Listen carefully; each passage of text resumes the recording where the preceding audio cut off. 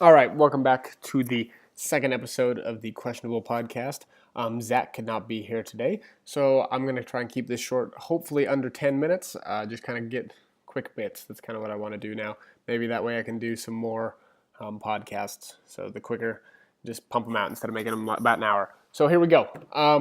Let's talk about sports.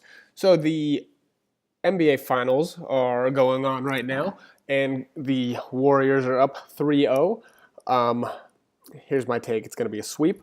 I think the Warriors have too much star power. I don't think LeBron has enough help. But you've probably all heard this before on ESPN. When you have Steph Curry, Klay Thompson, and all the supporting cast on the Warriors only scoring 10 points, and they still come out on top because Kevin Durant scored 46, I believe. Let me double check that, but I'm pretty sure it's 46, 43 or 46. 43, 46 points, and I think 10 or 11 rebounds. That's unstoppable. He could shoot the ball from wherever he wanted. No one could guard him, and that dagger of a three-pointer in the fourth quarter to end it. The discouraging thing about the Cleveland Cavaliers is you're down by 5, and you have 34 seconds remaining. You're down by 5. Now, most teams in this situation, what they would do is they would press. They would play full court defense. They would try to get a steal off the inbound or something like that. However, the Cleveland Cavaliers decided to take the other route.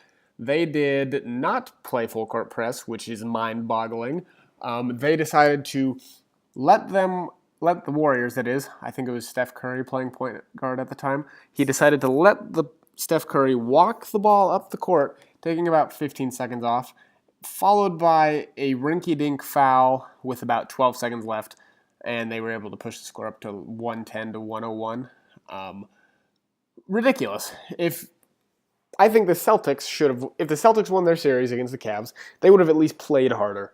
I mean, they might not have won, but they would have played a little harder than the Cleveland Cavaliers have been playing. There's just lack of effort. Well, I take that back. Last game, they actually came out and they tried to win. The supporting cast actually showed up at least a little bit. Let's go over it. Kevin Love had 20. Tristan Thompson had 8. George Hill had 5. These two need to pick it up. I mean, Tristan Thompson only had 7 rebounds, and he's supposed to be their center. Are you kidding? What are we doing here?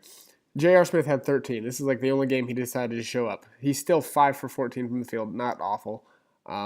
Larry Nance Jr., 5. Kyle Korver didn't even show up. He's 0 for 4. He played 11 minutes, did not hit a bucket. If they're going to win, they need Kyle Korver to actually show up, hit some buckets. Rodney Hood actually showed up. 26 minutes, 15 points. So they gave LeBron decent help last night. The problem is LeBron James has to score 50 points for the Cleveland Cavaliers to win. It's that simple. 50 points, they win. He scored 50 in game 1. They went to overtime. J.R. Smith's fault, obviously. I mean, you've heard about that a million times over.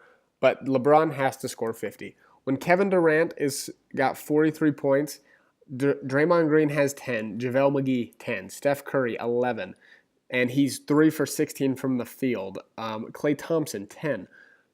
The Warriors are playing that bad and still pull out a win by 8 points. LeBron has to score 50. Easy. Said and done. He scores 50, they win.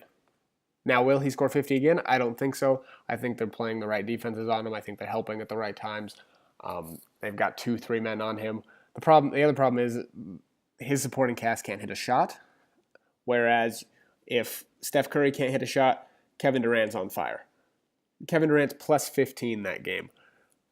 How the Warriors are playing overall as a team right now, they are unstoppable, and they will win the championship next game.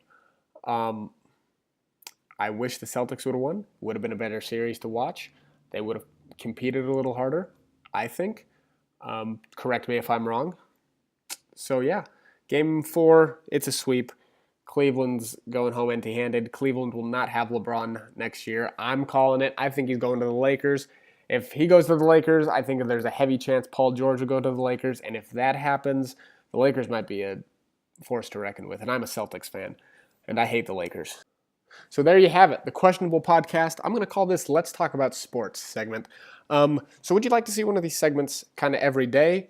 My goal with this is to not talk about the gossip and the drama surrounding sports, but to talk about the actual sports, the games. I think there's too much drama and social media drama out there, and you don't get enough anymore of just what's happening in the sports world, the scores, how people performed. So that's what I want to talk about. So if you guys are interested in that, let me know. I'd love to do this some more. But I want to know if there's a market for it, if you guys are going to listen to it or if it's just going to be me blabbering to myself and my friends. So let me know what you think in the comments. I'd love to do any sports, football, basketball, baseball, hockey, NASCAR, whatever you want me to cover. I don't know too much about NASCAR, to be honest with you. But I think I want to keep these segments short, 5-10 minutes at tops. Just get you the info, and then you can get on with your day. So let me know what you think. This has been the Questionable Podcast. Let's talk about sports.